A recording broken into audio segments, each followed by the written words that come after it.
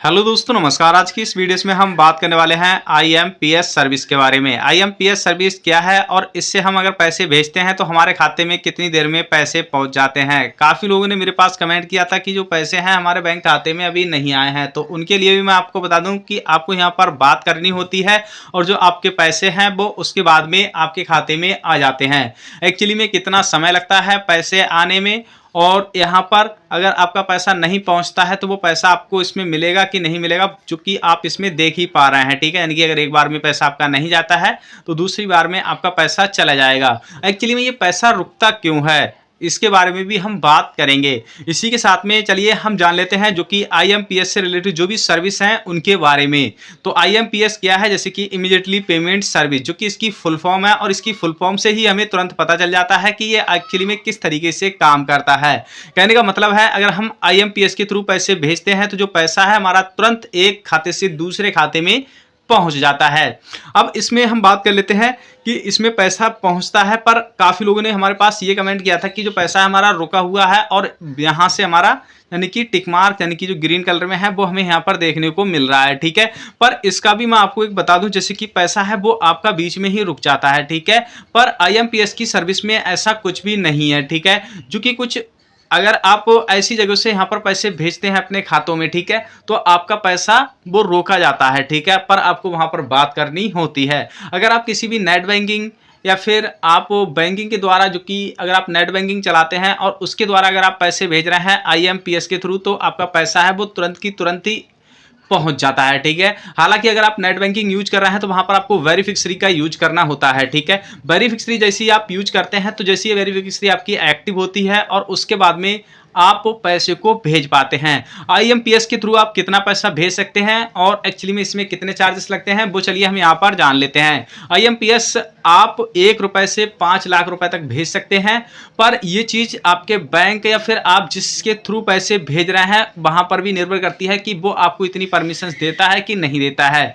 Actually में कई बार ऐसा होता है किसी हम वॉलेट से पैसे को भेजते हैं पर वो वॉलेट हमें इतने पैसे की अनुमति नहीं देता है। ठीक है, क्योंकि मैं भी यहाँ पर इतने पैसे एक बार में नहीं भेज पाया था, क्योंकि यहाँ पर आपको देखने को मिल रहा है मैं $500 ही भेज पाया था। ठीक है, और कहने का मतलब इसमें $3600 थे, तो मैंने एक 4 5 6 7 बार में ही अपने पैसों को अपने बैंक खाते में ले लिया था। और इसी के साथ में काफ़ी लोग कहते हैं कि इसके जो चार्जेस हैं वो किस तरीके से लगते हैं, जैसे कि जो अन पेमेंट्स चार्जेस हैं, यानी कि अगर आप उनके थ्रू यानी कि पैसे को लेते हैं, ठीक है, अपने बैंक खाते में, तो वहां पर आपको अधिक चार्जेस देने पड़ते हैं, पर इसमें ऐसा नहीं है। अगर आप 1 लाख रुपए ट्रांजैक्शन करते हैं तो आपको कम में कम 10 रुपए का ही चार्जेस देना पड़ता है। कहने का मतलब है, अगर हम ऑनलाइन यानी कि अपने बैंक खाते में पैसे को लेते हैं, ठीक है, तो ये काफ़ी सस्ता है। यानी कि आईएमपीएस जो सर्विस है काफ़ी सस्ती है। सबसे पहली बात तो इसकी ये बड़ी बात है कि आपको पैसा तुरंत आपके खाते में पहुंच जाता है। ठीक है, पर यहाँ पर हम बात कर लेते हैं जिन लोगों का पैसा है वो यहाँ पर फंसा हुआ है। ठीक है, तो वो लोग क्या करेंगे,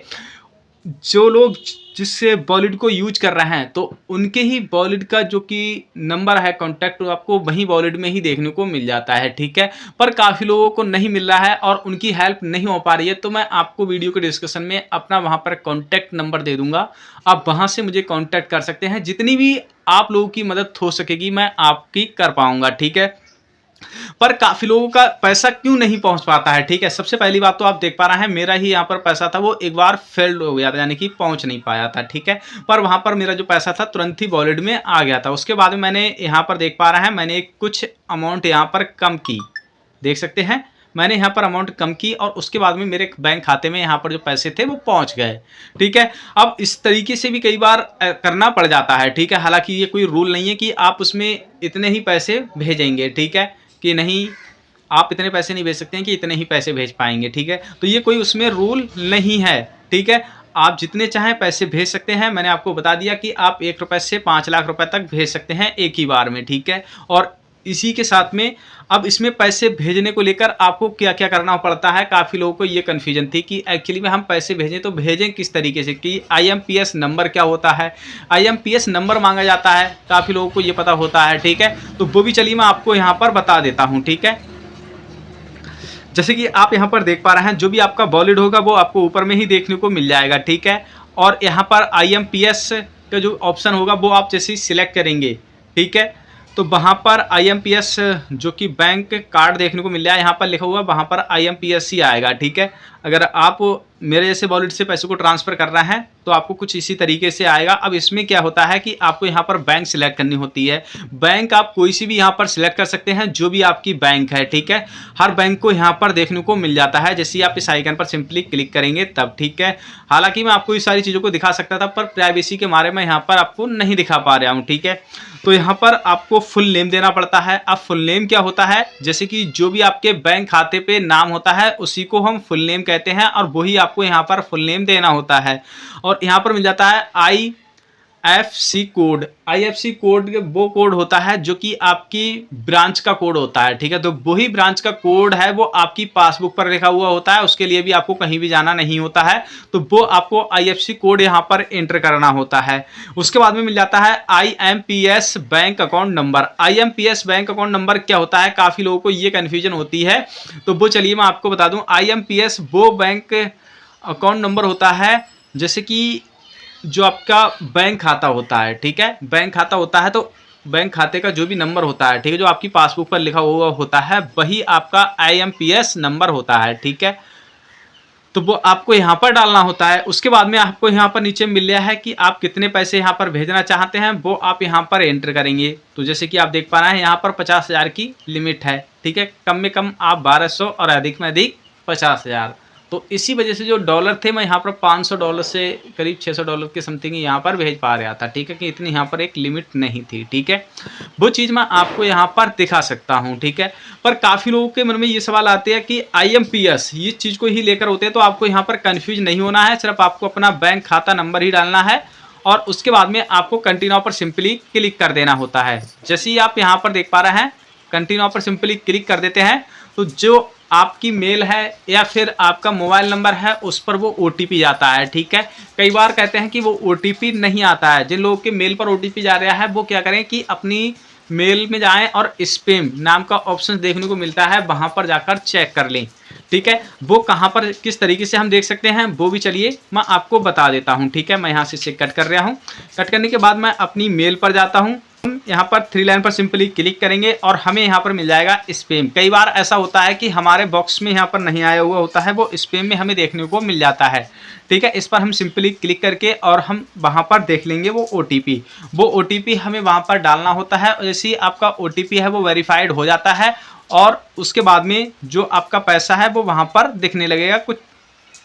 जैसे ही आप OTP डालकर वेरीफाइड कर देते हैं तो वहाँ पर आपको सफलतापूर्वक यानी कि कंग्रेचुलेसन सक्सेसफुल लिखा हुआ आ जाएगा, ठीक है। और उसके बाद में जो आपका टिक है कुछ इस तरीके से ग्रीन कलर का आपको देखने को मिलेगा और इस तरीके का आपका देखने को मिल रहा है, ठीक है। तो कहने का मतलब है कि जो आपका पैसा है वो आपके वॉलेट से लग चुका है कि आपके बैंक खाते में जाने में, ठीक है। उसके बाद में अगर आप कोई वॉलेट के द्वारा पैसे को चेक यानी कि भेज रहे हैं, ठीक है, कोई बहुत सारे वॉलेट हैं जो कि आप वहाँ पर खेलते हैं या कुछ भी करते हैं, ठीक है। तो अगर आप उसके द्वारा पैसे को भेज रहे हैं तो जो जिस जगह आप करते हैं ऐसे काम, ठीक है, तो वहाँ की जो टीम है वो चेक करेगी। जब तक वो परमिशन नहीं देगी तब तक वो आपके बैंक खाते में पैसा नहीं जाएगा। अगर आप कोई नेट बैंकिंग वगैरह के थ्रू कर रहे हैं तो वो तो भाई आपका ही पैसा है और सिंपली पैसा तो आपका ही है, पर वो पैसा आपका तुरंत ही पहुँच जाता है, ठीक है। तो ये सारी चीज़ें थी आज की इस वीडियो में, जाना कि एक्चुअली में IMPS सर्विस किस तरीके से काम करती है और अगर हमें कोई भी दिक्कत आती है तो इस प्रॉब्लम को किस तरीके से सॉल्व कर सकते हैं। तो जिस वॉलेट के थ्रू आप पैसे को भेज रहे हैं उसी वॉलेट में आपको कॉन्टैक्ट नंबर देखने को मिल जाता है और वहां पर आपको नहीं मिलता है तो मैंने वीडियो को डिस्क्रिप्शन में अपना नंबर दे ही दिया है और आप मुझसे वहां पर कॉन्टैक्ट कर सकते हैं। जितनी भी हो सकेगी आपकी हेल्प मैं करूँगा, ठीक है। वीडियो अच्छी लगी वीडियो को लाइक करें, चैनल पर नया है चैनल को सब्सक्राइब करें। मिलते हैं नेक्स्ट वीडियोज़ में।